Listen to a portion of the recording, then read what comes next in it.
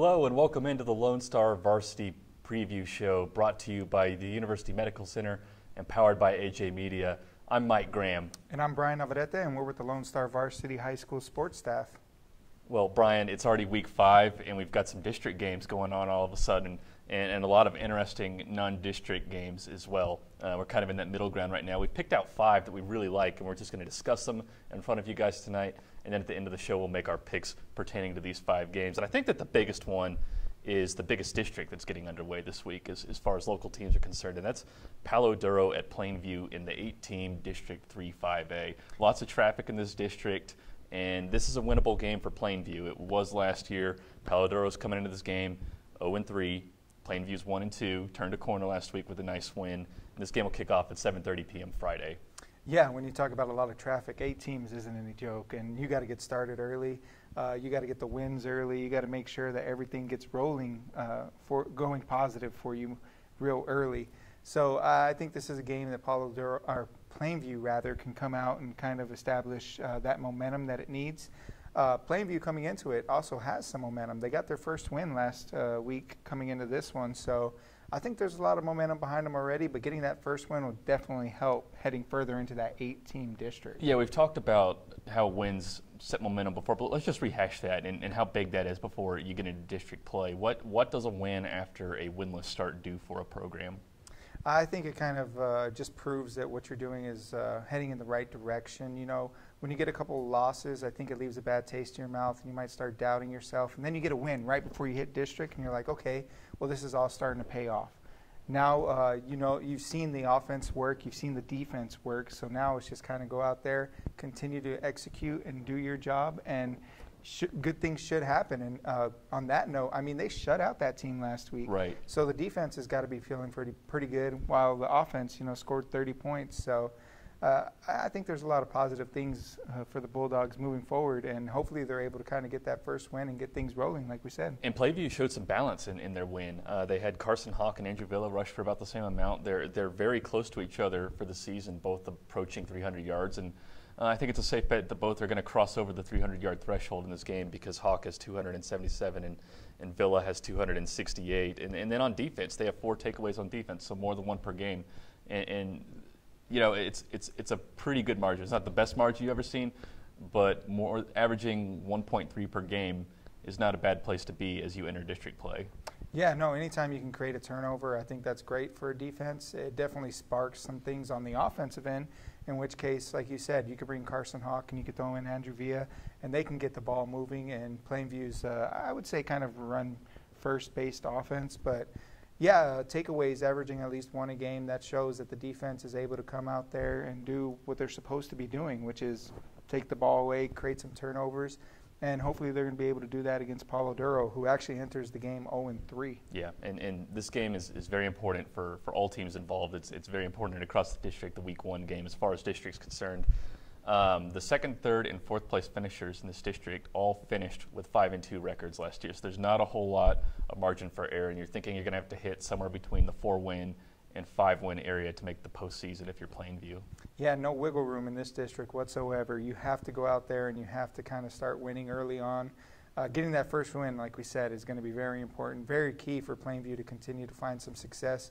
Like you had mentioned, 5-2 and 2, 3, and 4. I mean, that's tough. You only take the top 4 out of the district. So, yeah, to get started early is going to be huge for Plainview. But I think they have the tools to do so, and I think they have the coaching staff to kind of support that. Yeah, I can't wait to get your pick on this game. I think we might be on the same page on this one. But it's gonna be fun when we get to the picks. And next up is a Lone Star Pride kind of game. It's Clovis, New Mexico at Lubbock Cooper. Yeah, this one I think is going to be a little bit closer than maybe some might think. You know, looking outside in, Clovis has had some success in playing in its area, and Cooper has definitely battled through some games in this area. And they're going to come down here, and Cooper will be hosting. I believe that's a 7 p.m. kickoff. 7 p.m. kickoff. And when you say Lone Star sort of a game there, yeah, you know, 2 different regions kind of coming together. So it could be interesting. Could be a bit of a high intensity game. I think so, and you've got Clovis, which is 3-1, only has an overtime loss, and that loss was by 3 points. So and New Mexico is not a bad state when it comes to football, but they are going to be dealing with a little bit of, you don't want to say hometown cooking, but hometown rules, because Texas is an NCAA state. We play NCAA rules in Texas, and New Mexico is a National High School Federation state. So there are just little subtle differences in the games and the way the game is officiated. Mm-hmm. And as an offensive lineman, you know one of them, and that's the cut blocking rule. It's you know, it's kind of, you turn a blind eye to it in Texas, but other states are very, very stringent when the linemen get down around other people's knees. Yeah, that might kind of throw Clovis off at first because you're not expecting it. Like you said, out here you might get a blind eye to it or whatever. But over there, you know, they're very strict. And, I mean, whenever you're running downfield, I bet in that area you're not expecting it as much. So it might come as a bit of a surprise. But I also think they're going to be practicing that this week. Any offensive scheme, defensive scheme you can adjust to, you can practice for. I think their big thing might have been this week adjusting to just that, you know, the different ways that we play out here versus over there. But I think it's still going to be a good game. Cooper's defense, let's go ahead and kind of transition into some teams here. But Cooper's defense has been pretty, not lights out, but effective over the last couple of weeks. Very effective, very effective. I'd say that it's the offense that needs to come along a little bit. You know, four touchdowns in their pass game was pretty good, but just barely, because Weatherford was able to attempt a last-second field goal for the win. Of course, they didn't get that in the Metroplex game, a 28-26 win for the Pirates on the road. Impressive, because they had to travel about 280 miles one way to get that win. But kind of underwhelming, just because Weatherford is still a winless team and hasn't played the best of the best in the Metroplex. So what do you make of that game? We'll go through it one final time and then transition into Clovis. I think, I don't know if the trip exactly affected Cooper. I saw a video with one of the Lubbock Cooper players afterwards, and they said, you know, it was kind of a getting there and sort of waking up situation to where you're kind of shaking it all off and getting out there and just playing the game, which we had mentioned beforehand. But this game, I think it kind of proved that Cooper, even when it's tested by even some of the teams that maybe they didn't expect to come out there and end up putting some numbers up on them, are able to contest. They're able to come out there and they're able to play. They're able to kind of grind out these games. I know maybe some people didn't think Weatherford would be so close in this one, but sometimes the teams that you least expect can come up on you, and when that happens, you have to be able to respond, and I think that's what Cooper did.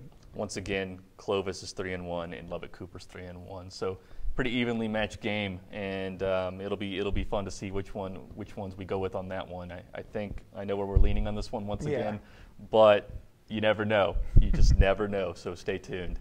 Next up, I think this is the one that would be the most divisive between us.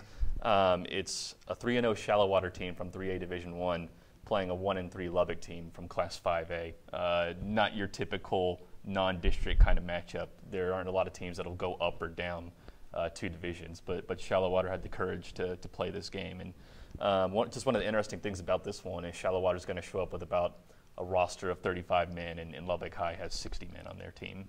Yeah, you're talking about a 3A going up against a 5A. When you see a jump like that, you figure automatically that one team is going to be outclassed. I don't know if that's going to be the case on this one. Not to say anything bad about Lubbock High or anything, but Shallow Water has shown a lot of positive things. They went out and they contested with Levelland, and now they're going to try to prove their grit against Lubbock High. Shallow Water has the tools to do so. Cutter Sparks has been really impressive in the last couple of weeks. He was up for Mr. Texas football at one point. Kobe Wood, one of their wide receivers, I would say is a threat downfield. Brody Hendrick, another good player. I believe Zach Aragon is another one of their running backs. I think he might be playing on the defensive side too. I'm not too sure, but no. Shallow Water playing Lubbock High. I think this is one of the more interesting ones because, you know, not only the difference in classification, but also Shallow Water has to come to their house. Right. This is a big field when you come to Lowry. This might be more than what they're accustomed to in 3A level. And I talked to Coach Brian Wood about this earlier today. I mean, how nice is it to come to Lowry Field and just kind of get the oohs and ahs out of the way, because it could be it probably will frequently be a playoff venue for them if they continue doing the things they're doing. And you got to believe all of Shallow Water is coming out for that. and the Mustangs are hot, and Lubbock High is not. They've been beaten by Dumas and Estacado in their past two games, 102-0. So There's a lot to be desired there, but it will be interesting. You know, I'm just having seen Shallow Water, having seen Lubbock High. You know, Shallow Water just doesn't have the depth that a larger school does at the defensive front. So I'm kind of excited to see what Isaiah Johnson can do with, you know, more evenly matched trench warfare. He hasn't gotten a lot of help from his offensive line these past 2 weeks against larger opponents, on at least as it pertains to their fronts. I think that's fair. I think that's fair assessment in that, you know, they're not going to have the depth that up front that maybe Lubbock High is used to seeing. Then again, Lubbock High is injured. You know, they had to bring that running back up to offensive lineman. I don't know if they're at 100% yet or if they were able to bring one of their other kids back to the offensive line. But even so, I think they still have a little bit more on their end than Shallow Water might have up front. But Shallow Water's had a way of kind of defensively being really good against past teams. So we'll see what happens. But then again, like we said, they don't have the depth up front. But I think offensively, Shallow Water is going to be able to kind of pick some things apart on Lubbock High, you know, kind of move the ball methodically. And as long as they don't turn the ball over, I see this game being really close. I don't see either team getting away with it. When you mention Isaiah Johnson being able to kind of open it up a little bit, I agree entirely. I think he's going to be able to find some lanes to create some big things. In the Estacado game, it didn't show, but he looked tough. He did look tough back there. When he took the initial hit, he wasn't exactly going down yet. He was able to kind of lean out of some things. Of course, it wasn't picking up 2 or 3 yards, but you could see the potential for him to kind of break away like he did in week 1 with Seminole. In Lubbock High, head coach Jason Strunk thinks that Isaiah Johnson is the real deal when it comes to running back, someone that could get recruited, someone that Texas Tech might be interested down the road. And he really needs a good sophomore film and then a really good camp season ahead of his junior year to get the ball rolling. This game could help if he can break free a couple of times and get some of those highlights. And you can see what he does in the open field, and that'd be nice. Yeah, when it comes down to it, when I'm looking at this game, what I see it boiling down to is whether or not Shallow Water's defense can stop Lubbock High's offense. Mm-hmm. Because I saw a lot of positives from Lubbock High's offense. It's just Estacado was able to get the best of them in this last game in the 50-0 loss. But well, frankly, I mean, Estacado is bigger than them on almost every position, and that matters, and Shallow Water is not that team. Yeah, but at the end of the day, I still see it being like Lubbock High's offense versus Shallow Water's defense, because if the defense can cause some sort of turnover on Lubbock High, then I think Shallow Water's offense is good enough to, like I said, pick it apart and kind of move it downfield and slowly and methodically get in the end zone. But then when it turns around, they'll give up the big play to Lubbock High. Shallow Water's Cutter Sparks needs 82 total yards in this game to eclipse 1,000 total yards on the season. Not a bad start in this game. It's not a bad start at all. This game, once again, will be 7:30 p.m. at Lowry Field. And we'll move on. And I think this is one of the biggest games that probably no one knows about so far. Lubbock Trinity Christian at Lubbock Christian. This is an upstart against the establishment. Trinity Christian is 3-0, I believe, a 3-year-old football program at the 11-man level, going up against a Lubbock Christian team that won TAPS Division III District 1 last year. You know, I like the way you said that, upstart versus the establishment. You know, you have the team that is turning things around, you know, from their first season till now. I'll say it a million times, their first year, they knew that they weren't going to go out there and win 500, but they knew that they were starting something. And I think they're starting to kind of reap the benefits of, you know, just sticking with it the last 4 years. And now they're 3-0 coming into this one, going up against Lubbock Christian, who won that district last year, and I would say is still a pretty good team. They took a loss, I believe, last week, but I still think that's a pretty good team. In this one, I'm just excited to see what kind of happens between the two teams, because obviously there's a lot of maybe some tension, some rivalry that's going to be brought to the field. And yeah, I haven't seen either team. I would love to get out to this game. You get to go out and see both, so I'm a little envious. Yeah, but I'm really excited about this game. And they're so evenly matched. It is insane. They're both like within yards of each other, being 50-50 pass and run. You know, Trinity Christian, 488 passing yards, 445 rushing yards. Lubbock Christian, 548 passing yards. 618 passing yards, 623 rushing yards. And bear in mind that Lubbock Christian has played 4 games to Trinity Christian's 3. defensively, they're both averaging 2 takeaways per game. There's not any separation between these teams going into this game, just history between them. Yeah, I think at the TAPS level, these two teams are heading for a head-on collision that might end up in maybe an overtime. I see both teams not wanting to give an inch. I see both teams competing as hard as they can. Let's talk about the players a little bit. Trinity Christian quarterback Cade Crawford. 445 passing yards, and he's a factor in the running game. I think 4 guys have about 100 to 150 yards. So you got a good mix right there. I think that's what you need. You're never quite sure where the ball's going, and that really matters when you get into awkward down and distance situations. Yeah, being able to spread it across like that, it's like if you're watching basketball and you have all your players kind of averaging around the same amount of points, then you're a threat all over the court. Now you're a threat all over the field when it comes to football. I mean, you have all these athletes that you can end up just getting the ball to or getting it in their hands at any point, maybe even through some trick plays on them with talent like that all over the place. When we talk about talent, I mean, Daniel Wheeler, you saw the tape on Tuesday. He's got speed and space. He's a big talent. As a freshman, he was a starting wide receiver for him. All-around athlete. Might be, one of those key players to getting them a win. And talking with the coach, Trinity's got nothing, or they've got everything to prove in this game. They want to go out there and they want to establish themselves as one of the best teams in this area. Establish themselves against the establishment, but the Eagles. I mean, Alex Timmons, 548 of those passing yards. That's where I got hung up a little bit because backups have upped them to 618. Hunter Pinatello, 350 rushing yards on the ground. Not a bad number, especially in an offense that historically has been dictated around by its quarterback play. And Pintanillo, I believe he had a great defensive game this last week. I need to look up the stats on that one, but it looks like he plays both ways, and he's a big playmaker for him, all-around athlete. It's going to be exciting when you see these levels of talent, or these players that have this level of talent kind of collide.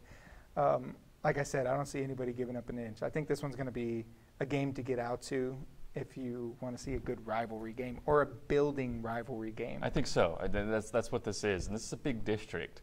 So it's just kind of like Plainview's 3-5A. There are 7 teams in it. There's a lot of traffic and lots of quirks in this district. I mean, it is spread out. There are some teams from Fort Worth. There's a team in Munster. There's a team in Amarillo.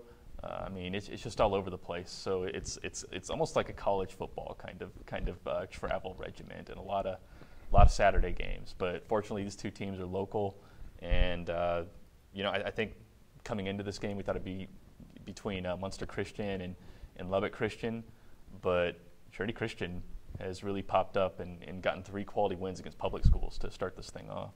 Yeah, not to say anything too early, but maybe district championship game early. Or it'd be interesting to see these teams meet up again later on, maybe in the playoffs. But last year, Trinity Christian, you could already see the turn that they were making because they qualified for the playoffs last year. And this year, coming into it, still being impressive. Lubbock Christian, in the last couple of years, have been good too. So I don't know. I just expect a really good game in here. Yeah. I see a close game. I don't see anybody kind of getting a huge edge on the other. I see a close game when it comes to this one. By the way, the Trinity Christian Lions, they've matched their win total from last season, 3-7. Yep. That was good enough to get into the playoffs. They have hit that mark in the regular season. Obviously, none of those wins apply to the playoffs since they haven't gotten anything in district yet. But the signs are there that it might be a good season for the Lions. That is a 7:30 p.m. game on Friday at Lubbock Christian High School. The final game, and it's just, it's a city school. It's Estacado. They're pretty hot. They're going on the road, a long road trip to San Angelo Lakeview, which it's a 3-1 team versus an 0-4 team. Estacado got a 50-0 win against Lubbock High last week. But this was an interesting game last year because Estacado at home squeaked by Lakeview 24-21. Yeah, I think Lakeview had some playmakers on their end that were able to kind of keep them in the game. But I think Estacado's a different team from last year, and I think they continue to prove that every week. My biggest thing, or my biggest takeaway from this game is to see how well Estacado travels. We were talking about it with Cooper and how they were able to kind of respond to having to travel a further distance, and maybe that's what they're going to get out of traveling to San Angelo. I don't think they've taken that distance Right. yet. So and just once again, that's a necessity of West Texas football, because if you want to go deep rounds in the playoffs, you're going to meet some Metroplex and some Abilene and some Midland teams in the middle somewhere, and you know, it's different than being on the eastern side of the state where you hop on a bus and you hop off. There's just, you know, you have to mentally prepare for that aspect of it. yeah, not to say this isn't going to still be a football game at the end of the day. Lakeview can very much, you know, come out and give Estacado a test. But for me, at the end of the day, you know, I just want to kind of see how they respond to the travel and whether or not they're still able to play up tempo. I mean, last week they put up 50 points. Are they going to be able to kind of translate that over a 4-hour, maybe 5-hour trip? Are they going to be able to carry that with them on the road for that long? That intensity, that energy, you know, just everything about it. We'll see. Right. I mean, it's one of those things you get excited when you get on the bus, but then it's 3 hours later, it's 180 miles later on a bus that goes about 55 miles per hour, and you get there and you have to get it all back again, and that's easier said than done sometimes. But I think one of the interesting things about this game is just that it's a barometer for District 4-5A by default. I mean, Estacado beats Lubbock High 50-0 last week. Lubbock High is going to be able to see where they stack up against Lakeview, which is always one of their biggest games, usually their most competitive game on the schedule. And I think it's a fair barometer since Estacado is just playing them back-to-back. You know, Estacado hasn't been able to make any crazy strides in 1 week between these two teams, and you'll be able to see exactly where you stack up. Yeah, it's always interesting to see, you know, when another team goes up against, let's say, a future team like you know, like you said, Estacado's already played Lubbock High. Lubbock High's going to play Lakeview. Estacado has Lakeview this week. So I don't necessarily like to compare the two different games because they played differently. You might see a different Lubbock High team than you did against Estacado than you will see against Lakeview, just because, like, when it came to Estacado, they were pretty banged up, and maybe they're going to be fresh when it comes to Lakeview. But like you said, it may be a good barometer to kind of gauge, you know, where Lubbock High is and maybe some things that need to be improved on. So, all right, you ready to pick these games? We got some good ones, and I think it's time to get this process going. We've kind of run over, but I mean, this is good football right here. And yeah, week 5, I'm excited. So let's get this going. Okay. Palo Duro at Plainview, a 7:30 p.m. kickoff on Friday at Bulldog Stadium. You want me to pick this one first? Go ahead. I got Plainview. At the end of the day, I think they're coming in with a lot of momentum, and I think they're dangerous when that happens. And Palo Duro's been struggling a little bit, and I think the Bulldogs might be able to take advantage of that. Yeah, I'm going with Plainview too. I think that historically the Bulldogs, you know, perform well against Palo Duro.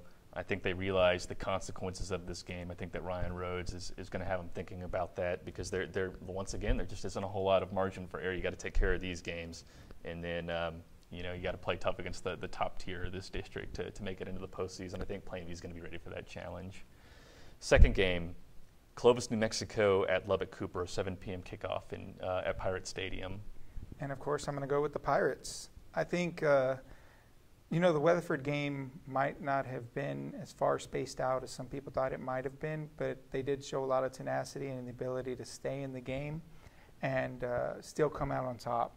You know, they were tested. They were maybe they were caught from behind. They didn't quite expect it, but they were able to respond, and I think that's a good quality to show any week, especially in week 4. So I'm going with the Cooper on this one. Yeah, I'm going to go with Cooper too. I think that they have the raw talent to get this done, and I think that the rules are going to help them out a little bit. And you can never underestimate any little aspect of the game. I think that's just something that moves the needle a little bit in their favor. You know, for instance, how to block, how to return a kickoff from the end zone, just things like that. You know, no built-in timeouts for water breaks or anything like that. That stuff is just tiny little stuff that adds up. But I think that Cooper probably has the better football team.